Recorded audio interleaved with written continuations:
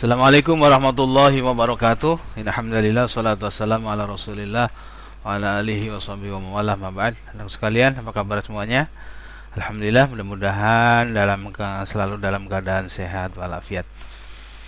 Baiklah anak sekalian, sebelum kita mulai belajar pada hari ini, mari kita berdoa kepada Allah Subhanahu wa taala, mudah-mudahan diberi kemudahan dan kelancaran belajar kita pada hari ini dan mendapatkan ilmu yang bermanfaat fid dunya wal akhirah. A'udzu billahi minasyaitonir rajim. Bismillahirrahmanirrahim. Allahumma akrimna bi nuril fahmi. Allah muliakanlah kami dengan cahaya ilmu. Wa akhrijna min dzulumatil fahmi. Keluarkanlah kami dari kegelapan. Waftah alaina babal ilmi. Bukakan kepada kami pintu-pintu ilmu ya Allah. Wa zayyina bi akhlaqil hasanati wal hilmi. Hasilah diri kami dengan akhlak dan kemuliaan. Birahmatika ya rahman rahimin. Rabbana zidna ilma warzuqna fahma. Amin ya rabbal alamin. Baiklah anakku sekalian, pertemuan sebelumnya sudah dibahas tentang iman kepada kitab-kitab Allah yang disampaikan oleh Ibu Dr. Anda Aisyah Adah. Dan untuk bab berikutnya pada hari ini kita akan membahas tentang perilaku jujur dan adil. Yang pertama kita akan bahas tentang perilaku jujur. Ya.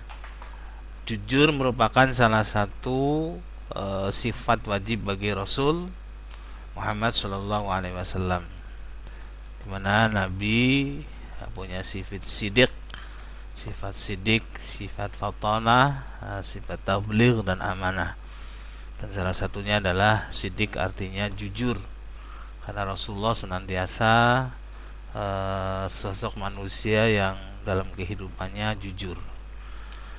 Itu ada istilah zaman sekarang ini bahwa mencari kejujuran itu bagikan mencari jarum dalam jerami. Artinya memang untuk mencari seseorang yang jujur itu memang susah. Tapi kita harus bisa menjadi orang yang jujur.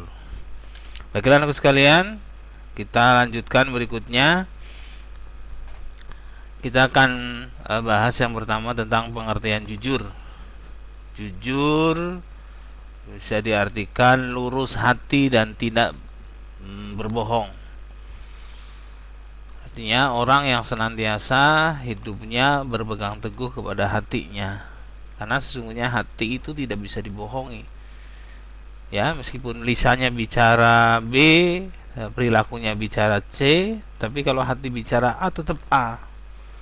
Itu makanya dikatakan urus hati, karena yang selalu berpegang teguh kepada kebenaran ya hati. Gitu. Makanya kita sering berdoa kepada Allah Subhanahu wa taala, ya muqallibal qulub tsabbit qalbi ala dinik. Ya Allah, Engkaulah yang bolak-balikan hati manusia, tetapkanlah hati ini agar senantiasa lurus, ya selalu ibadah dan taat kepadamu. Dan kebalikan lafal sidik adalah kadzib, bohong. Kemudian selanjutnya dalil Al-Quran dan hadis yang berkaitan dengan perilaku jujur. Kalau Al-Qurannya terdapat dalam Al-Quran surat At-Taubah 119. Bisa dibuka kalian semuanya Al-Qurannya. Silakan. Dibuka Al-Quran surat At-Taubah 119 atau surat yang ke-9 ayat 119. Ya, sudah ketemu? Silakan bisa dilihat. A'udzubillahi minasyaitonirrajim. Bismillahirrahmanirrahim. Ya ayyuhalladzina amanu taqullaha wa qulu ma'as-shadiqin. Hai orang-orang yang beriman, bertakwalah kalian kepada Allah dan jadilah kalian orang-orang yang jujur.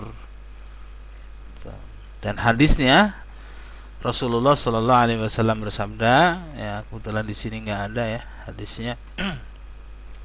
Alaikum bisidqi fa inna sidqa yahdi ilal bir wa innal birra yahdi ilal jannah.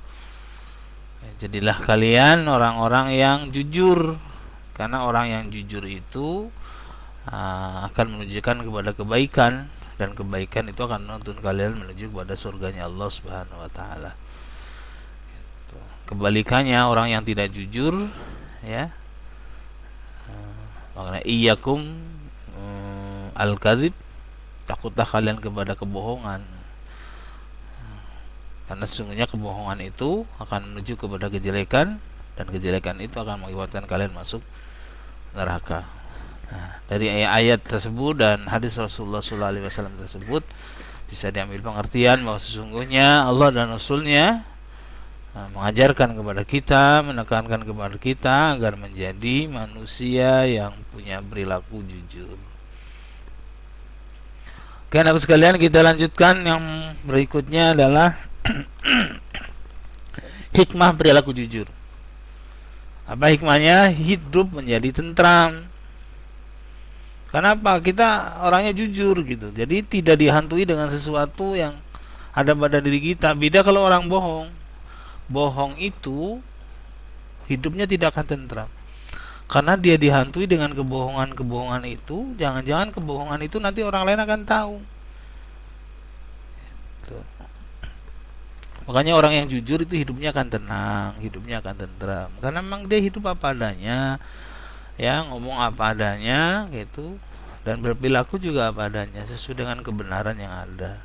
Jadi dia tidak menutupi segala sesuatunya yang memang itu tidak benar. Gitu. Makanya salah satunya agar hidup kita tenang, hidup kita tentram, maka jadilah orang-orang yang jujur. Selanjutnya, anak sekalian, penerapan perilaku jujur. Yang pertama, bagaimana kita bisa menerapkan perilaku jujur itu dalam perkataan kita sehari-hari. Gitu. Dalam perbuatan dan hati ini, bagaimana kita bisa menggabungkan, menselaraskan ketiga-tiganya ini, ya, antara hati, perkataan dan perbuatan itu sama. Ketika hatinya bicara A, maka dia akan berbicara A, dan dia akan berbuat ya A juga gitu. Nah, ini butuh kebiasaan kita, butuh perjuangan kita. Yang susah itu memang menselaraskan antara hati, perkataan, dan perbuatan. Jadi patokannya adalah hati.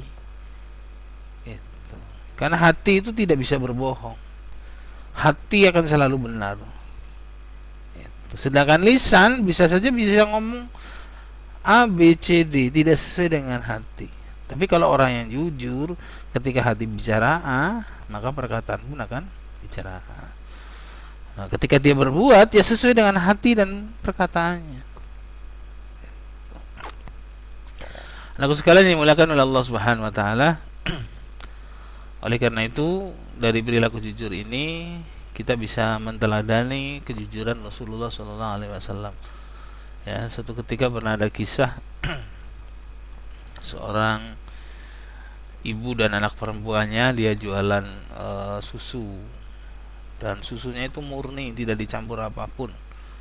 Setiap hari bikin susu dan anak perempuannya suruh menjual susu itu. Ternyata apa luar biasa itu. Susunya laris manis. Suatu ketika ibunya kemudian berkata kepada anak perempuannya itu, "Wahai anakku, kamu jualan susu itu luar biasa, setiap hari habis. Tuh, bagaimana kalau kamu besok jualan susunya ibu campur gitu. Susunya tidak murni." Apa kata sang anak perempuannya itu? "Ibu, saya tidak mau menjual susu yang tidak murni. Meskipun orang lain tidak ada yang tahu kalau susu ini tidak murni dan dicampur, tapi ternyata Allah Subhanahu wa taala tahu." Nah, terapkan kejujuran itu dalam kehidupan kita semua. Pernah ada satu sekolah menerapkan namanya kantin jujur. Jadi barang yang dijual ada di situ, pengembalian duitnya juga di situ. Nanti ke siapa yang beli siswanya taruh di situ. Kalau uangnya pas ya tidak kembalian. Kalau mau ada uangnya lebih ya ada kembalian di situ. Ternyata apa? Dengan kantin jujur itu barangnya habis tapi duitnya nggak ada.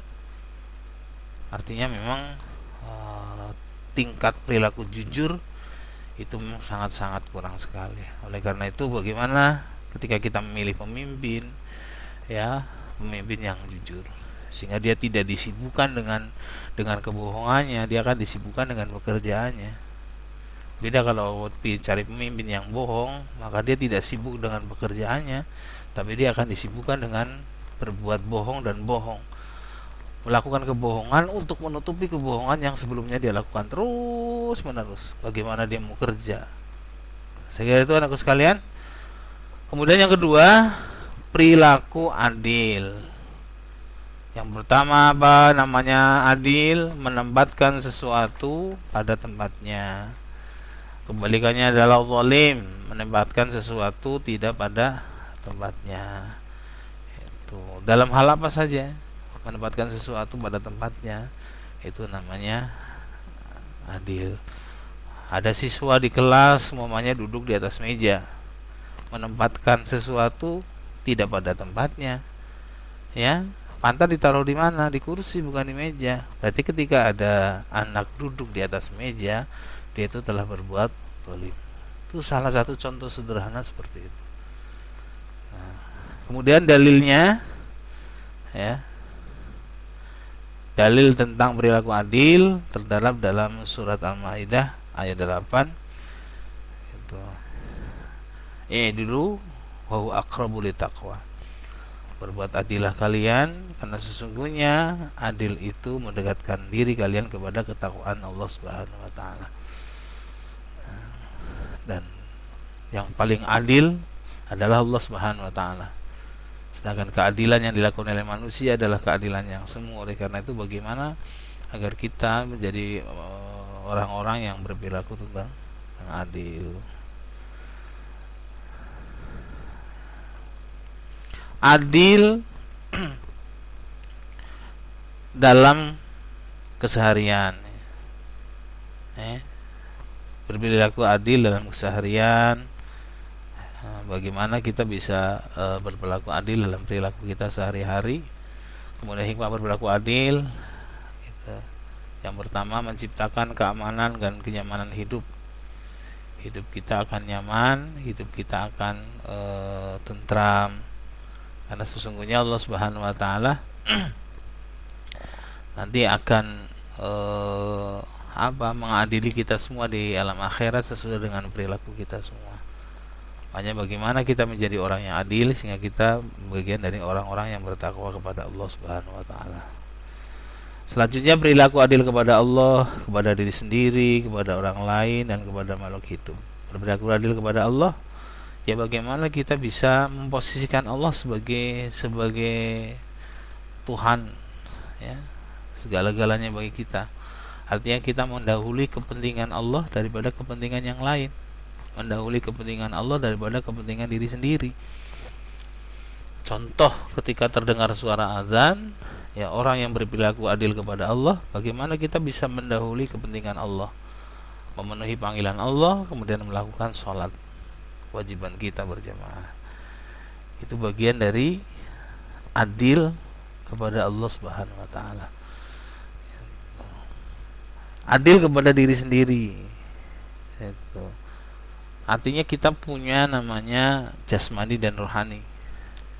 Orang yang adil adalah orang yang bisa memenuhi kebutuhan jasmani dan rohani kita secara seimbang. Memenuhi kebutuhan jasmani dengan cara apa? Ya dengan cara makan, berpakaian, dan lain sebagainya. Nah, tapi tidak cukup itu, kita punya rohani. Yang orang rohani itu harus dipenuhi. Kebutuhan batiniah kita, rohani kita, ruh kita, spiritual kita, dengan cara ibadah pada Allah Subhanahu wa taala, dengan baca Al-Qur'an gitu. Salat, ya, dan lain sebagainya. Jadi orang yang dikatakan bisa berbuat adil terhadap dirinya sendiri ketika dia bisa memenuhi kebutuhan lahiriah dan batiniahnya gitu. Dan tidak bisa ketika orang ingin kebutuhan lahir dipenuhi dengan kebutuhan rohani, nggak bisa. Lapar dengan baca Al-Quran tidak bisa. Atau sebaliknya, ketika orang itu hatinya gelisah, pikirannya kalut, galau, itu ya butuh namanya kebutuhan rohani dengan baca Al-Quran dan sebagainya. Tidak cukup orang ketika hatinya galau gitu ya, pikirannya galau, kemudian dengan cara makan, nggak bisa. Makanya orang yang bisa berbuat adil terhadap diri sendiri ketika dia bisa memenuhi ya kebutuhan dirinya baik lahiriah maupun batiniah. Kemudian bagaimana kita bisa berbuat adil kepada orang lain, gitu, hak-hak orang lain kita penuhi. Makanya dalam Islam ada yang namanya menghormati tamu, menghormati tetangga, menghormati orang lain. Itu salah satu perilaku berbuat adil kepada orang lain. Itu artinya kita senantiasa berkaca, ya, sesuatu yang menurut kita baik ya kita lakukan kepada orang lain. Yang menurut sesuatu kita tidak baik jangan kita lakukan kepada orang lain. Itu contoh kecil dalam hidup berumah tangga ini. Dalam hidup bertetangga kita kan kanan kiri, depan belakang kita bisa hidup bertetangga. Bagaimana kita memposisikan orang lain sebagaimana memposisikan di diri kita sendiri. Makanya kata Nabi sallallahu alaihi wasallam, "Man kana yu'minu billahi wal yawmil akhir falyukrim dhaifah. Man kana yu'minu billahi wal yawmil akhir falyukrim jarah." Barang siapa yang beriman kepada Allah dan hari akhir, muliakanlah tetangga. Barang siapa yang beriman kepada Allah dan hari akhir, maka muliakanlah tamu. Itu salah satu bentuk adil kita kepada orang lain. Selanjutnya kepada makhluk hidup yang lain. Kita memperlakukan makhluk hidup yang lain seperti kita juga. Ada di sebuah kampung kemudian orang suka burung dara tuh. Burung dara buat judi diterbangkan berkali-kali gitu sampai kecapean yang luar biasa gitu. Itu namanya tidak bisa berbuat adil kepada makhluk yang lain. Gitu. Makhluk yang lain juga butuh yang namanya kehidupan seperti kita juga. Makanya ada pertanyaan bagaimana membunuh binatang buas, binatang yang membahayakan. Boleh, wajib malah itu. Tapi yang tidak boleh menyiksa, ya, menyiksa. Boleh nggak melihara burung? Boleh melihara burung. Tapi burung itu diberlakukan semestinya, dikasih makan, dikasih minum, dipelihara dengan baik. Jangan sampai kenyamanan dia hidupnya sudah tidak bebas, di burung disangkar, kemudian tidak dikasih makan, tidak dikasih minum sebagaimana semestinya. Anak sekalian, saya kira itu ya bab yang kita sampaikan tentang jujur dan adil. Terima kasih. Assalamualaikum warahmatullahi wabarakatuh.